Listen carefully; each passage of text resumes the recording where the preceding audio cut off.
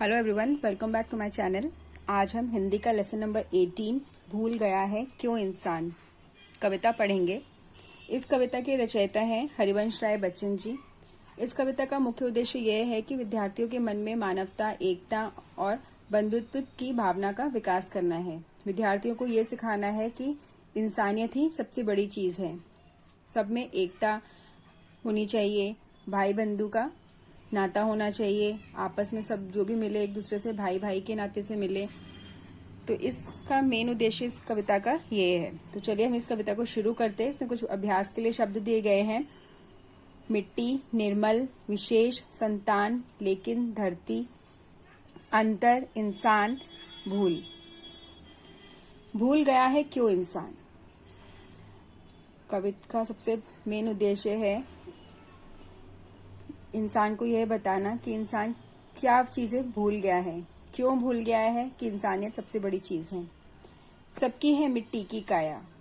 इंसान क्यों भूल गया है कि सबकी मिट्टी की काया है, एक दिन सभी को मिट्टी में मिल जाना है। सब पर नर्क की निर्मल छाया। और इस धरती पे जो भी आया है, जीव जंतु, जानवर, पेड़ पौधे, जो भी इस धरती पर है, वो सब पर नब की छाया है।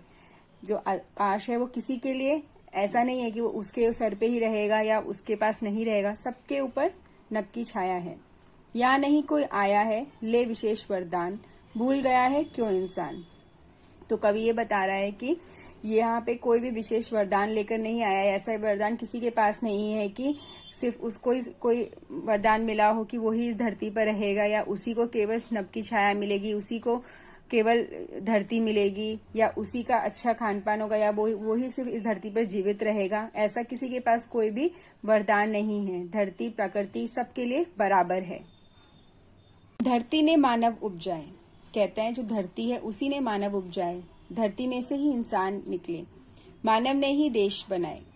और जो मानव थे, जो इंसान थे, उसी ने देश बनाया। धरती में से मानव उपजे मतलब ये नहीं कि खेती की तरह जैसे हम फसल उगाते हैं धरती ने उगा दिया इंसान, नहीं। उसका मतलब ये है कि धरती के कारण ही इंसान, मानव आज जिंदा है। जो धरती से पैदावार होती है, खेती होती है, उसी को खाकर हम इंसान जिंदा रहते हैं। जो भी हमारे खाने पीने की जो जरूरतें हैं वो हमारी धरती ही हम उसे पूरा करती है। इसीलिए मानव उनसे ही उपजे गए हैं, यहाँ पे कहा गया है। मानव ने ही देश बनाए और ये जो देश है वो मानव ने बनाया। विकास किया देश का, तरक्की करी, हर चीजों को ऊंचाई पर ले गया, वो सब इंसान ने किया, मानव ने किया। बहु देशों में बसी हुई ही है एक धरा संतान। इसका मतलब है जो बहुत सारे देश हैं उन सब में जो लोग बसते हैं वो एक ही हैं, सारी धरती की ही संतानें हैं। ऐसा नहीं कि अलग अलग उनके बेशक उनके देश बदल गए हैं, उनकी वेशभूषा बदल गई है, पर वो हैं केवल इंसान।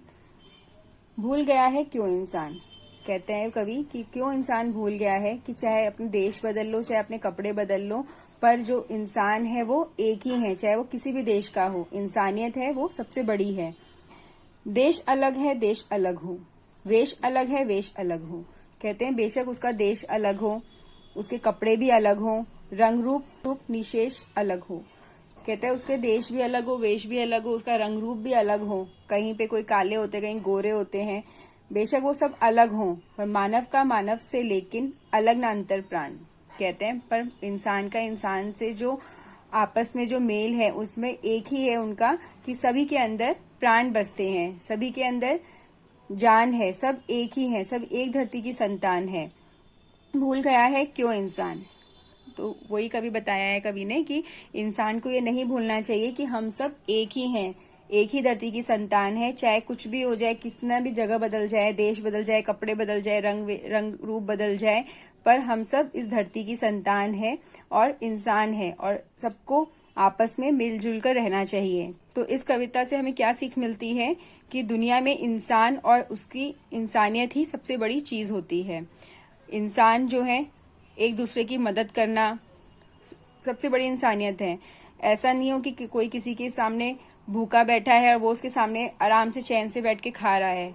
आपको उसको पूछना है कि भाई वो भूखा है अगर, तो उसको भी अपने में से, आपके पास 2 है तो उसको भी एक अपना हिस्सा दे दीजिए, आपके पास 1 है तो आधा दे दीजिए, बांट के खाइए। हर चीज को आपस में शेयर करिए, इंसानियत समझिए, दुख सुख में एक दूसरे के काम आइए।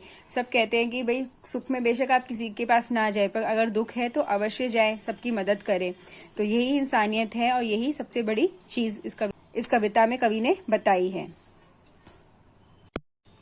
अब नेक्स्ट इसके शब्दार्थ देख लेते हैं। इंसान, मनुष्य, धरती, भूमि, पृथ्वी, बहु, बहुत, नभ, आसमान, मानव, आदमी, काया, तन।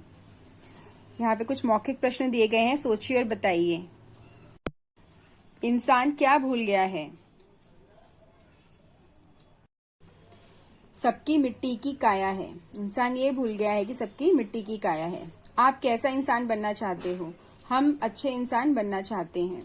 ये कविता किसकी रचना है? श्री हरिवंश राय बच्चन जी की रचना है। अगला है, प्रश्नों के उचित उत्तर पर सही का निशान लगाइए। सब इंसान की काया है, मिट्टी के। धरती माँ ने क्या उपजाए हैं इस कविता में? मानव। धरती पर क्या विशेष लेकर नहीं आया है कोई? वरदान। कविता की पंक्तियों को पूरा कीजिए। भूल गया है क्यों इंसान? धरती ने मानव उपजाए, मानव ने ही देश बनाए, बहु देशों में बसी हुई है एक धरा संतान। अगला है, प्रश्नों के उत्तर लिखिए। सब पर किसकी छाया है? सब पर नभ की छाया है। देश को किसने बनाया है? देश को मानव ने बनाया है। मानव को किसने बनाया है? मानव को धरती ने बनाया है। नेक्स्ट है भाषा ज्ञान। नीचे दिए गए शब्दों का तुक मिलाइए। भूल, धूल, देश, वेश, छाया, काया, पावन, भावन, भक्ति, शक्ति, करुणा, वरुणा। नीचे दिए गए सही समानार्थी शब्द पर गोला निशान लगाइए। देवता, पूजा, भक्ति, सुर। भक्ति समानार्थी शब्द मतलब एक अर्थ वाले। इच्छा, कामना, प्रसिद्ध, मशहूर, प्रार्थना, विनती, आज्ञा, निवेदन। अगला है, सही जोड़े लिखिए। धरती, प्रगति, मानव, दानव, काया, छाया, भूल, धूल, देश, वेश, भगवान। अगला है, नीचे दिए गए अशुद्ध वाक्यों को शुद्ध करके लिखिए। भगवान के अनेकों नाम हैं। भगवान के अनेक नाम हैं। अगला है, आकाश पर तारे निकल आए। आकाश में तारे निकल आए। जहाज उड़ने वाली ही है। जहाज उड़ने वाला ही है। दूध में कौन पड़ा है? दूध में क्या पड़ा है? तो ये कविता हमारी यहीं पे पूरी हुई। भूल गया है क्यों इंसान, पाठ 18 यहीं पे पूरा होता है। और इसी के साथ हमारी ये पुस्तक भी पूरी होती है, सरस्वती वंदन AB वालों की। अब हम मिलेंगे किसी हिंदी की नई पुस्तक के साथ। तो इसी तरह आप अपना प्यार बनाए रखें। धन्यवाद।